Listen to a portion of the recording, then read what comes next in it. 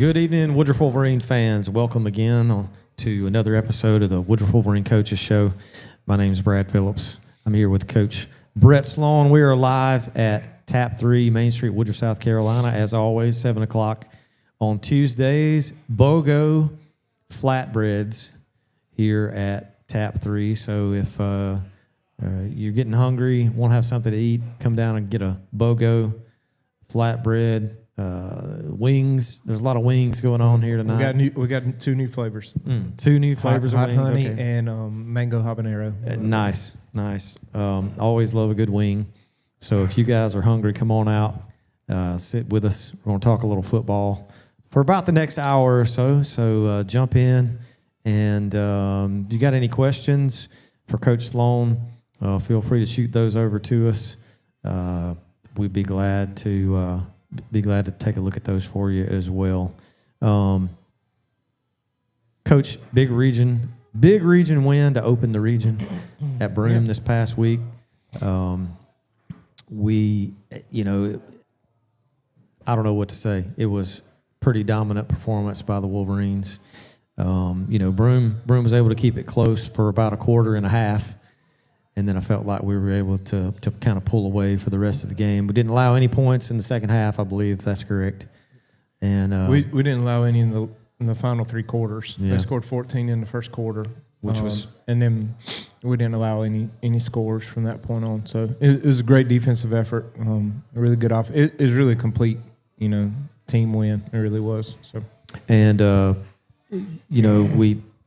Aiden was not able to go, kind of rested him a little bit on Friday. Lyles came in, had a really, really great game. Yep. That young man runs really hard. So kudos to him for kind of stepping up. He's a really good player, and we got to find a way to continue to keep him involved, even when Aiden is available. So kudos to him. Because he's dynamic with the football, and we're really lucky. We talked about it on here before. We have several good running backs, for several running backs that we feel really good about, and he's just one of them, and he goes in there and he does a really nice job, and he did that the other night, so. Yeah, it's really he runs really hard, and Aiden's a great running back. Jalen's a great running back. When you have both of them on the field, that's also a problem for high school defenses. I know Caden Barnaby was back. He was out sick for the Wren game. Good to see him back out there. And Coach, just overall great performance. Anything specific you want to hit on from the Broome game this past week? I think the biggest thing was it was nice to see our guys respond in that manner. When you come off, you don't ever want a loss to beat you twice. You know what I mean? And Yep. You always worry about the hangover after a loss. Can you get past it? Can you turn the page? And to be able to flush, our experience over at Wren, and to come out and then be able to play at that high of a level I think that said a lot about the character of our team and who they are as people, and how they respond to adversity. And we talked about not wasting the loss, and I feel like that's an ongoing process, Mm-hmm. but that was a really good start to that process, So and that was the biggest thing, just to see them respond in the way that they did was a lot of fun, and I respect the heck out of them for doing that. For sure. So. And somebody had just made a comment, the fact that, Aiden was not dressed and one of the loudest cheerleaders without pom-poms on the sideline. That just says a lot about his character and all of our guys, including Aiden. He did a really good job of being a good teammate and being invested in those other guys, and, getting excited for those other guys. And, time after time this year, when somebody's been presented an opportunity for us, they continue to step up. Curtis Bell had a big night the other night. Jalen Lyles had a big night the other night. Connor threw 5 touchdown passes. Great response by him. Cam Taylor had a big night. Three touchdowns. Three touchdowns. He was the best player on the field. And he did a great job. And that was a lot of fun to watch. Just to see all those guys step up into those roles, was big time. It really was. So Yeah, Tom Mobley and I were on the radio call Friday night at Broome, and Broome has the little short sideline kickoff, and we kept seeing it developing over the night, and it kind of happened where it was almost like a scoop and score. Ball hits the ground. Curtis he's untouched for a touchdown on the kick return. And that was pretty fun to watch. Yeah. We got to see it from our side, from the Broome sideline. It was nervous at first, like it. You teach your guys in that situation. The guys on those second and third lines, you never back up to catch the ball. So right. Immediately, if I remember right, it was kicked over Ryland's head. So you teach them not to back up, go find somebody to block. That one was it was actually a very good kick because it was kind of in no man's land there where It was really difficult for a guy on the back line to be able to get to it. Yeah. And then it kind of puts your rule as far as don't back up to make the catch. It kind of puts it in conflict there. You know what I mean? And it really makes it difficult. But Curtis did a really good job fielding it on the bounce. Ryland, found who he needed to find and blocked them. And then all of a sudden, you're down the sideline and it's a touchdown. So those guys did a great job of executing right there. You'd like to see it fielded without it hitting the ground. Ideally, because it's a live ball. But you can't fault them for making a play. Right. Too much. Sure, it's something we'll address and we'll continue to coach that up. But because you just don't want that thing to get on the ground there. But they did a great job of just being football players. Right. Yeah. So, from a kick team standpoint, those guys completely froze when the ball hit the ground, and there was just a hole just opened up, and it's kind of a catch-22 from the kick team standpoint when that happens, because like you said, it does end up in a no man's never land area of the field, and there was just no one there he just split the coverage and went straight into the end zone for a touchdown.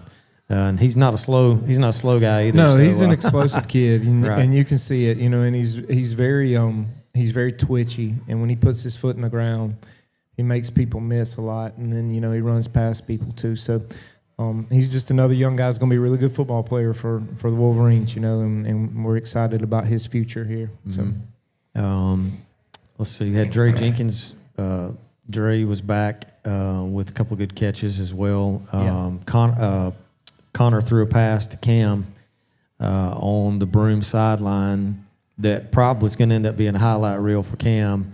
Kind of a one-handed just snag. It was a great catch, and it was a great throw. Mm-hmm. I think you're talking about the fourth down one, right? Yep. Where it's fourth down. Yeah, right. we just ran a little vertical switch concept there, and Cam was able to get that guy into trail position there, and Connor did a great job of just dropping it where, because if I remember right, it was number 13, the Little John kid I think he's playing North-South game. He's a good football player, and he's long, and typically the last 2 years when we played them, they've matched him up with Cam as much as possible because he's about 6'3" himself, right. And Cam's such a mismatch on a lot of DBs just because he's 6'6", so They put him on him the last couple of games that we played the majority of the time, and to see Cam beat him and make that play, and then Connor make that throw was a pretty neat moment. Yeah, it was a lot of fun. It was a great throw, great catch,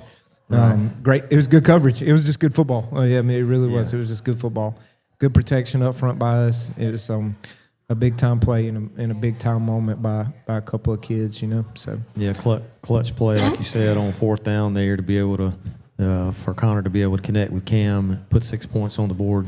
A little bit of a punch in the mouth to the defense there at that point in time. Thinking they might get a stop on fourth down. So and it was big because we talk all the time about winning the middle eight. The last 4 minutes of the first half and the first 4 minutes of the second half, and we've been pretty good at that this year, and we've been really happy with our progress there, and to see them make that big play because the whole goal was can we get it 28-14 before the half? And then we knew we were getting the ball coming back out in the second half. Yeah. So that gives you a chance to double up on them, you know. Right.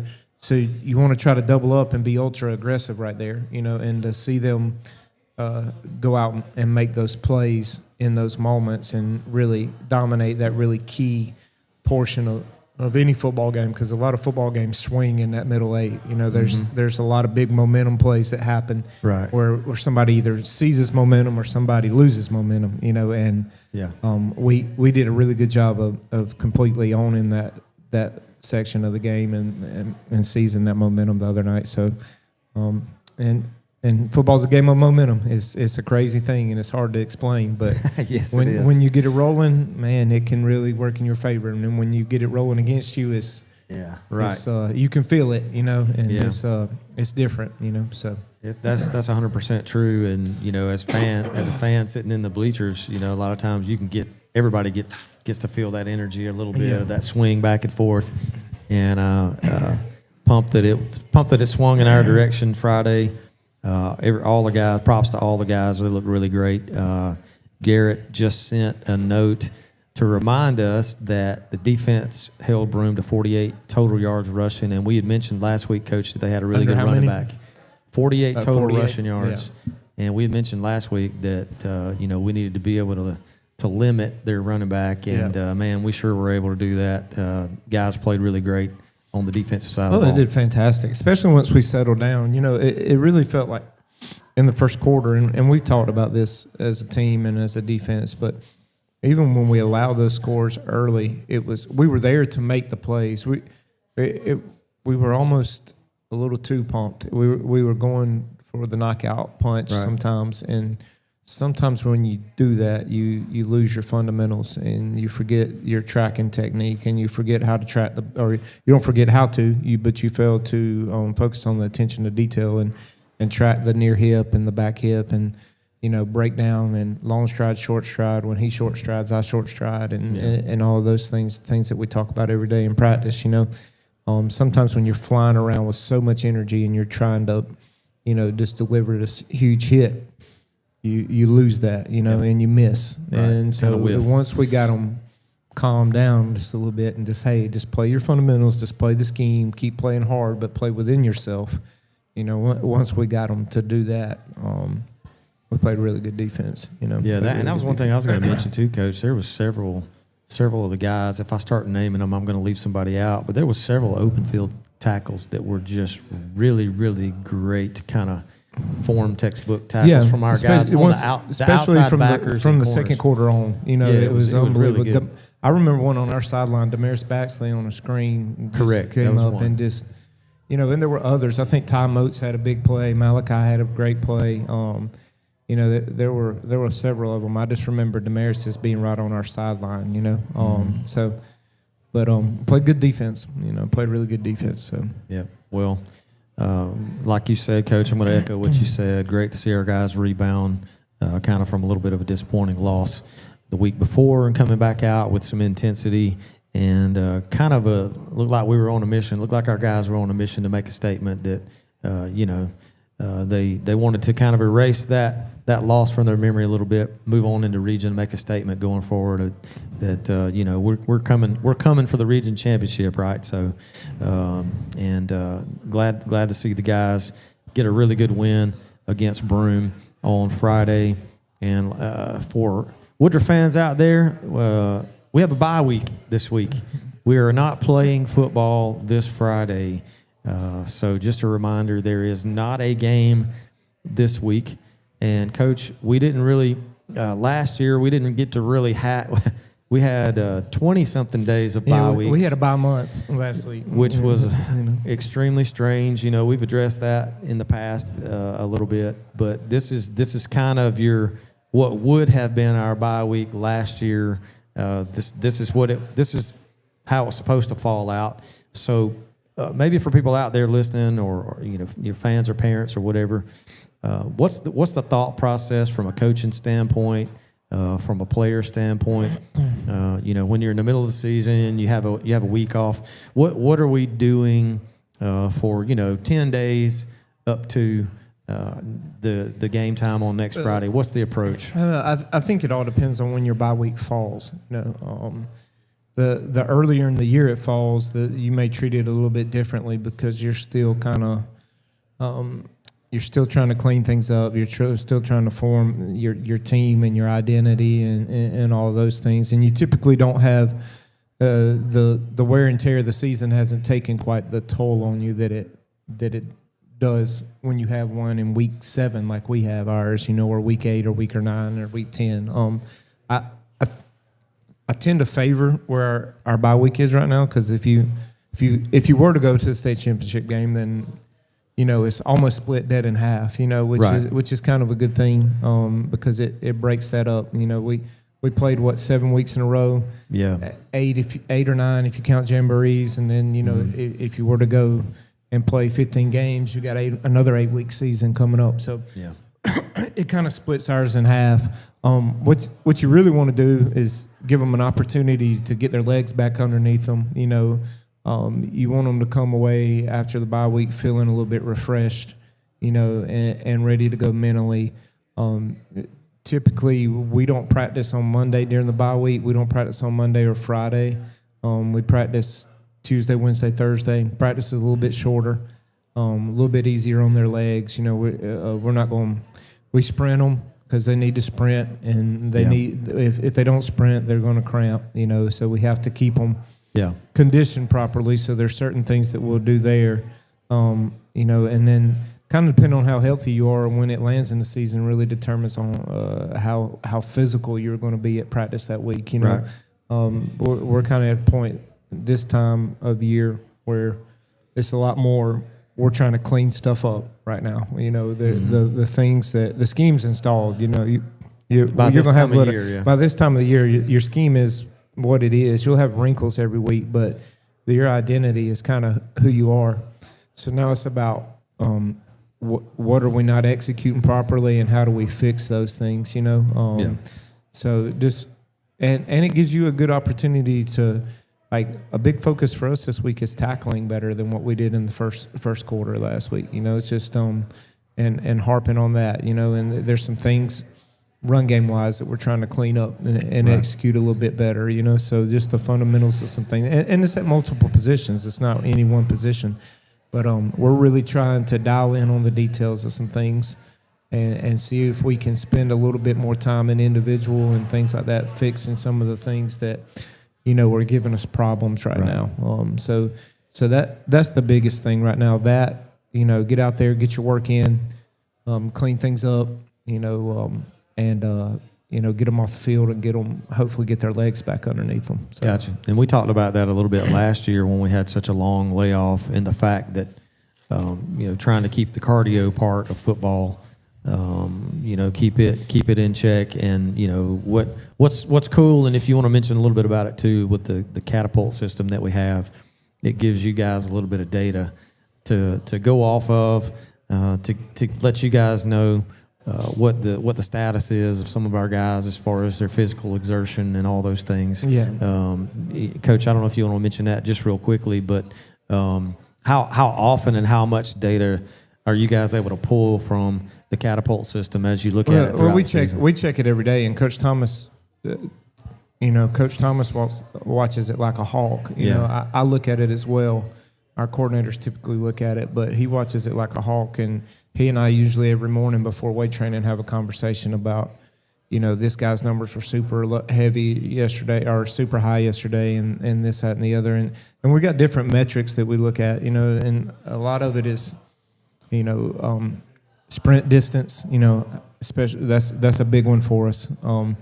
There's a metric called player load, which is a basic calculation of just how hard the practice was on that player's body the day before, and then we look at what they call power plays, which is essentially if it's a burst. It's a burst. It's meters per second squared over a certain distance, gotcha. and I don't remember all the details of all that stuff, but that's really what we're really, really looking for. Okay, is those power plays, because everybody thinks cramps is just conditioning and hydration, and that's not necessarily true. It's That's part of it. All that's part of it, but it also has a lot to do with elasticity of the muscle and you making those muscles fire in a certain way, in a certain intensity. Right. Because if they don't fire in a certain intensity, and then they try to go out and do it on Friday night, once that muscle's done, once it's sending a signal to the brain that it's done, it's done. And there's only so much we can do to get it back.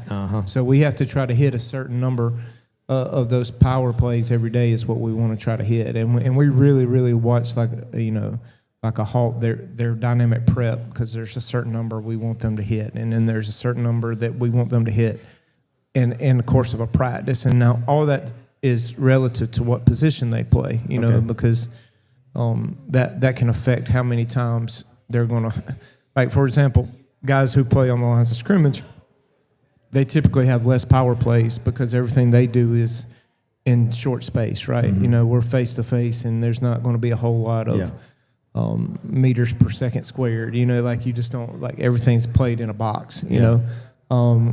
Where you see your higher numbers is out there with the skill guys and things like that. So all of it's relative to position, but it's very, very, and we have certain targets that we try to hit. Like Monday's practice, we want to be on most of our numbers. Like we have metrics, and we have a baseline for what they hit in a game, and we set it based on our first game of the year. And sometimes we'll adjust that later in the year and things like that. But we set it on a game, and then there's certain numbers that we want to hit on Monday. And Monday we want to be somewhere about 65 to 70% of what a game value would be. Okay. Gotcha. Tuesdays we want to be somewhere between 70 and 80%. And then on Wednesdays we want to be back down 60%. 65 ballpark, no higher really than 65. It's kind of like you want to, like Coach Thomas says all the time, you want to climb the mountain and then you want to come back down the closer you get to game time. So it's very specific and it's very detailed into what we're trying to do and the numbers that we're trying to hit. Right? So there is a method to the madness. It's not just guesswork. Not anymore.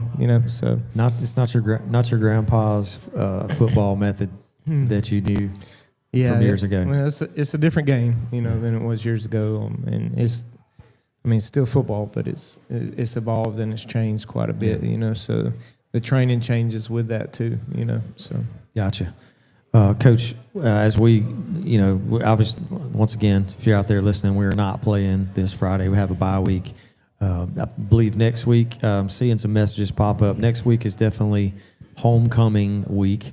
Got some festivities going on. I think we're mentioning Powder Puff and the parade. So the festivities kick off Friday night. This coming Friday night, leading into homecoming week. So the parade starts at 6. The homecoming parade is at 6. And then the Powder Puff game is immediately after the parade, if I'm not mistaken. I know that's correct because I talked to Miss Morris today. So the homecoming parade is at 6 with the Powder Puff game to follow. Gotcha. And I believe with the messages we're seeing, the parade's going to be at 6 o'clock. Powder Puff game is going to follow at 7 p.m. In the stadium, I believe. That's correct. Let's see. I'm trying to make sure we get all this information put in here. Powder Puff at 7.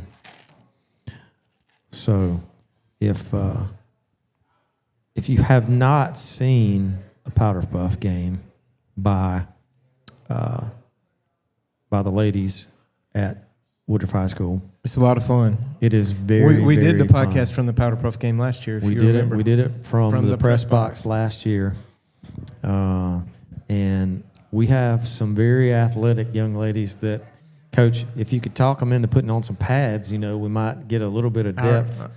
Our ladies get after it now when they play Powder Puff. It really is fun to watch. So yeah, it's definitely with any of our sports, any of our kids, it's always worthwhile to go support them. So if you're able to come out, the Powder Puff game will definitely be worth your time. $3 admission to get in on Friday night to the Powder Puff game. So highly encourage everyone to go out and support the Powder Puff event on Friday. It'll give you a little bit of a little bit of a taste of football that since our Wolverines are not playing this week. So go support a great event this coming Friday. Coach, anything you want to add as we wrap up this week? We'll be back again next week as we go into homecoming week. Anything you want to add before we wrap up? I think I think Ryan Wood's coming on here next. So I would just kind of lead into that with there have been a lot of changes to the WYFL this year. And some things that I think are going to help us as we move into the future. And I think Ryan's done an excellent job with that, leading that up, and it's something that I'm excited about. I think each week we have improved. I think Ryan would say that, and I think Saturday, we won 1G1, 2G1, 3G1, and 4G1. Correct, I think, and 6G was off, right? Yeah, 6G was on a bye. So 5G did not win. I don't think we won in 5G, but 1 through 4G all picked up big wins last week, and for some of them that was our first win in this new league, and that's something that we're excited about, and I'm thankful for what Ryan's doing to head that up, and, for sure. and what Ryan and Kristen are doing, and it's something that we look forward to grow each season, and it's something I think it's good because we have a team on each grade level now, and they only go play, like our 2G teams only play other 2G teams, and our second grade teams, and our third graders only play other third graders, Right. So I think that's a big deal for us, and I'm sure Ryan will want to talk about that a little bit more, but I just wanted to lead in to that and before I go off, and I want to thank Ryan and I thank Kristen so much for what they're doing, and we're excited about the future of Woodruff football, so. Sounds great. Well, guys, Coach, as always, thank you for coming, hanging out with us and talking football, as always, here on Tuesday nights. Folks, hang on just 1 minute, and we're going to bring up Ryan Wood with WYFL Youth Football. Ryan's going to fill us in on what's happening all throughout our youth league and how you can get your kids involved. So hang tight with us. We'll be back in just a couple minutes here from live at Tap 3 from Main Street, Woodruff, South Carolina.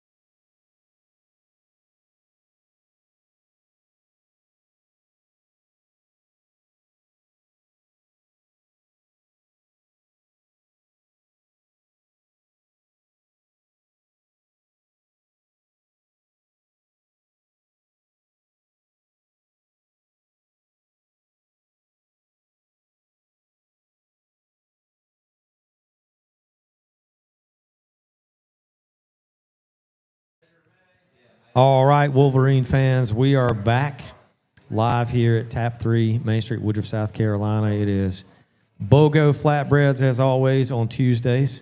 And you guys come on in and I think somebody said yes out there. But you guys come on in and share some flatbreads with us, talk a little football. Glad to see you come in. Right now, our next guest is Ryan Wood. Man, thanks for coming in on kind of short notice, but I've been wanting to talk a little bit about our youth football league here in Woodruff.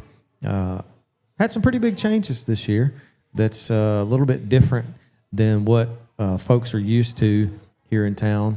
And I think let's talk about the old format, and then we'll talk about the new format, maybe some thought processes of why we kind of wanted to change a little bit. And so in previous years, we were self-contained.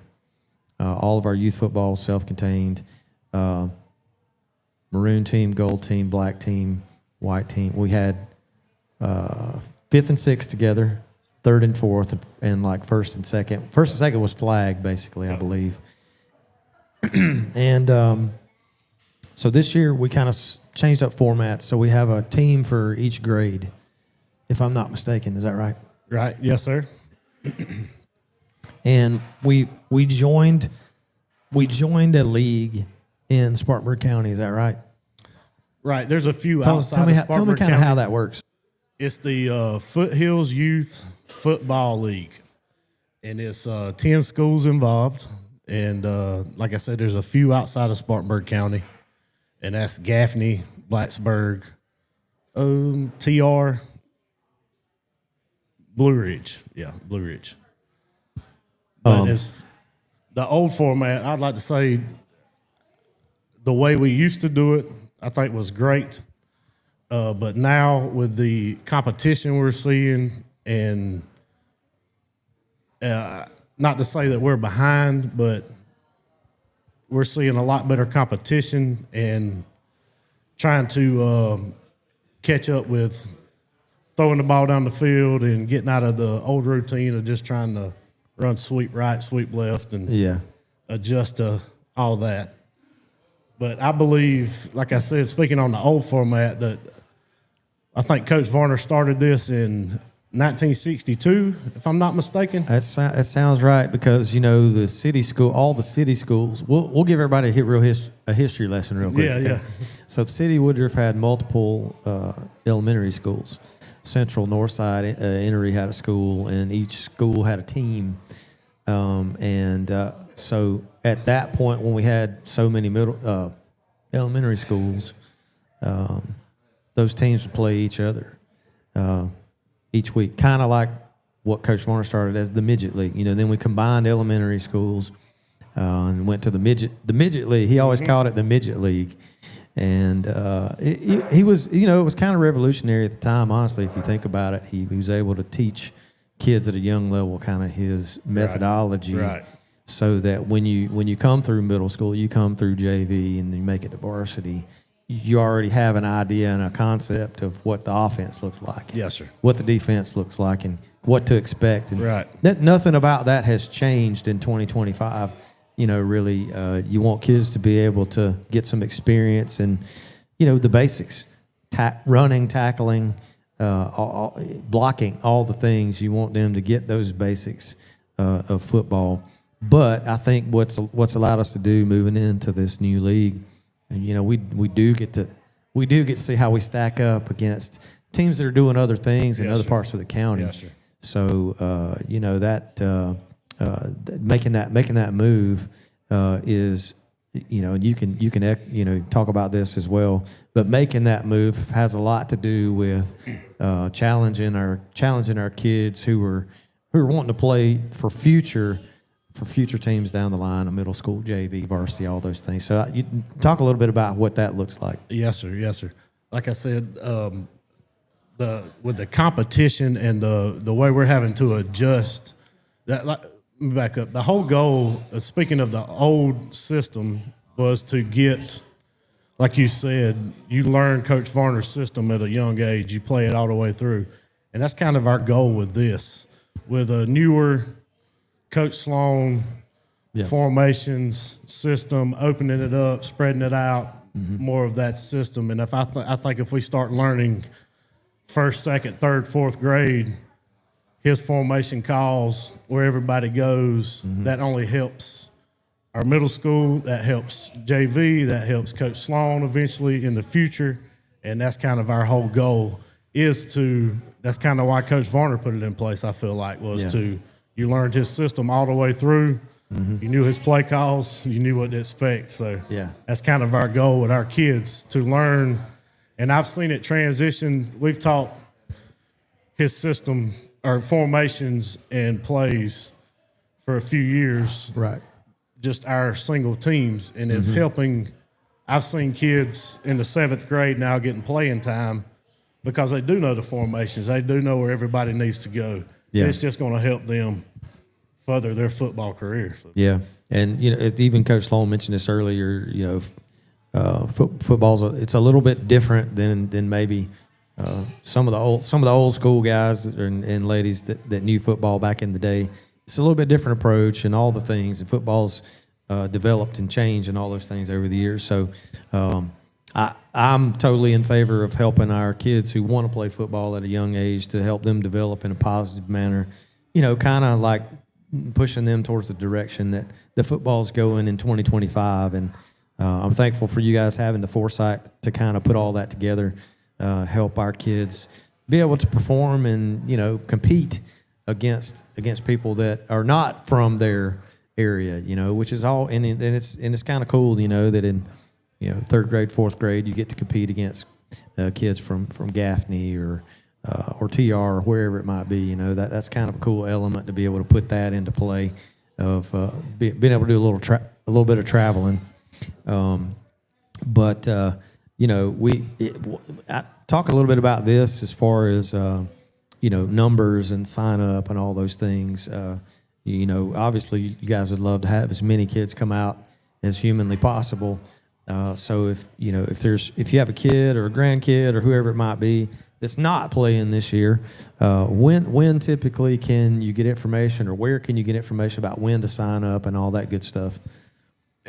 Speaking on that, I can't give you a certain date right now, but we are going to get started sooner just because of the getting in this league this year. Mm-hmm. We were just a little bit behind because our schedule started later than the league. Right. So that's where we need to get out in front of it, get started sooner. So information will be on Facebook, our Facebook page, WYFL.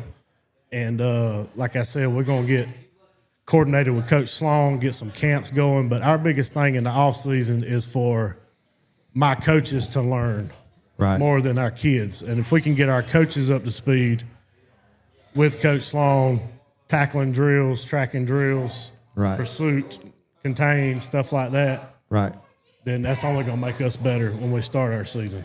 For sure. And as far as sign-up goes, what does it look like for I think our league still provides equipment. Is that right? Yes, sir. It is $40. We provide everything except for cleats. That's all the way down to the mouthpiece. We provide. Yeah. And then as far as it's, like I said, $40. We provide everything, and that'll be – and then what the league offers is 6 games. So you'll get 6 games guaranteed with a championship game in each age division. Each division, yeah. Yes, so it's possible 7 games. Like I said, the travel has been an adjustment, but we've had really good response, I feel like, with our kids showing up, parents showing up. That's who that's on for real. But parents doing a great job of coming to traveling to different places, because I think they can see the improvement the just benefit, from 4 weeks ago when we had our first jamboree. Right. We kind of got a football term hit in the mouth, and we wasn't expecting it. But the improvement I've seen on all grade levels, we're going in the right direction. Yeah. Like I said, in the off season, helping our coaches with some coaching points and doing things the right way, Coach Sloan's way, and as far as from tackling, tracking, running formations, stuff like that. So. Right.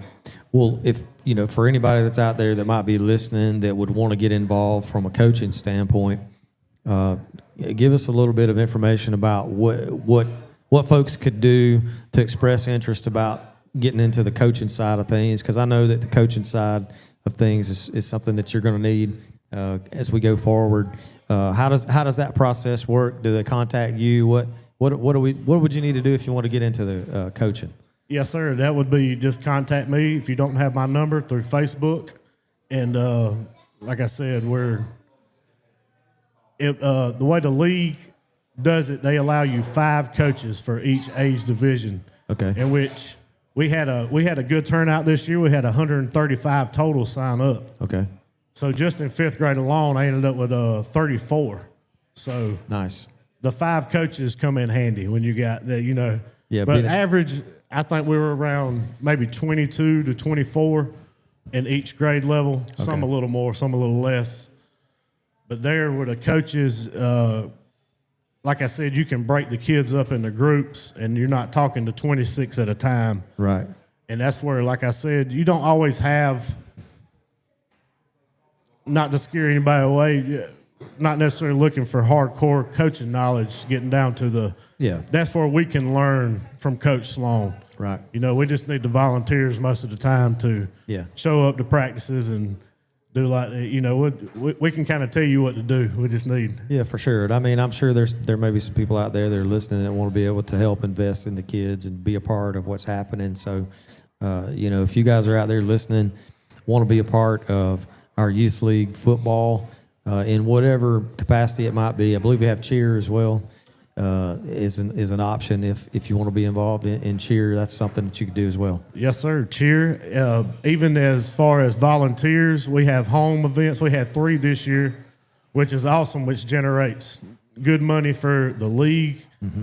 And we always need volunteers, holding chains, working the gates, anything like that. Reach out on Facebook. That's another thing. We got our last home event this weekend. The 6th and 5th grade will be playing Spartanburg, and our 4th grade's undefeated right now, so nice. They're looking to play in the championship game, I hope. But they'll be playing Bowling Springs, so that'll be a good. Bowling Springs, I think, is undefeated too, so I think they got a match up with the undefeated. It is. It's going to be. Gotcha. It's going to be nice. Yes. Okay, so this, as far as the format, when we host events here.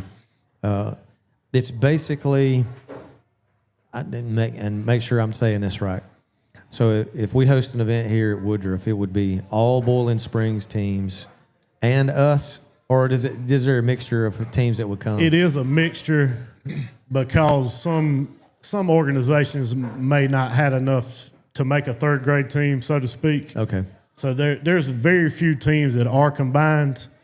But to speak on Coach Sloan's point, if a 3rd and 4th grade team had to combine out of a different city, then if they're 4th graders, then they would play against our 4th grade team. So their 3rd graders would just be playing up. They'd play up a little. So that kind of makes scheduling a little difficult. And the same thing with the flag kids and younger kids. You don't necessarily have 10. So they got to send different people to play different. Gotcha. But for the most part, they try to send the whole city down to play against us when they come down. When they possibly can, yeah. All right, so let me make sure I got this right. This Saturday, we're going to host some Bowling Springs teams here at WYFL Varner State. What time's first game start Saturday? The first game will start at 9 o'clock. And the format is they play 2 games at once. So the 1st and 2nd grade will play at the same time, and they play 40 yards in. From the 40-yard line to the end zone, and then the field is cut down to the hash marks. Okay. So you narrow the field down. The hash. Yes, you narrow the field down, and you're only going 40 in. Okay. But that's another thing we changed this year. We're trying to. Coach Sloan made a good point too. This is the only sport that the field is not adjusted to the age of the kids. Player. Yeah, we had 2nd grade. 3rd grade kids running 100 yards, which is not. But now we're stepping it up. 3rd and 4th grade play a 60-yard field. Okay. And it's out to the numbers. Right. So it's a little bit wider, a little bit longer. And then, of course, 5th and 6th grade play regular size field. Full size field. Full size, yeah. Okay. Fantastic. Well, that's great information, man. Well, as always, once again, appreciate you coming out and sharing information with us. Anything else that you have you'd want to share with folks that might want to get their kids involved or might want to be involved in coaching or anything anything specific events coming up you want to share? Like I said, we're on the back half of the season here. We got one more home event. Love for everybody to come out and support us. Like I said, we got Spartanburg teams, Gaffney teams. You'll see a lot of different variety of football if you come out. Well, and it's an all-day event from 9 o'clock. And the last games are usually scheduled around 3 o'clock. The older boys, you start younger, the oldest. And like I said, you see some good football, some good athletes. And yeah. Well, once again, since we're not playing a varsity game on Friday, this will be an opportune time if you need to scratch your football itch. You can go to the Powder Puff game on Friday, and then you can check out some WYFL. That's right, and it's $5 keep your ticket. You can come back and forth if you got grandkids, nephews, whatever playing, cheering. So, like I said, $5 gets you a lot of football. So yeah, man, I love it. Well, Ryan, thank you from me to you. Thank you for all the work that you put in for these kids and helping make sure everything's organized and running well and running respectable. All those things are super important in my opinion, and is when you're talking about youth sports of any sort. So thank you and your wife for jumping in. I can't forget her for jumping in. She's really running this. Yeah, that's right. We know, but you know, we didn't want to undercut you there. But yeah, so if you guys want to come out, make sure you check out these guys Youth Football League on Saturday morning and support them if you possibly can. But we're going to wrap up for tonight from Tap 3 at the Woodruff Wolverine Coaches Show. We will be back here on Tuesday as it's homecoming week next week. Big matchup next week between the Wolverines and MVP, another region matchup. So we'll have a lot to talk about next Tuesday. You guys make sure you tune in. And sorry, Kristen just popped in. Somebody that realizes, okay, we got you, Kristen. We got you. But we're going to wrap up for tonight. Thanks to Coach Sloan for being here. Ryan, thank you for being here. And we're gonna close out for tonight. Thank you guys as always. Take care, and we will see you again next week on the Woodruff Wolverine Coaches Show. Take care. Have a great week.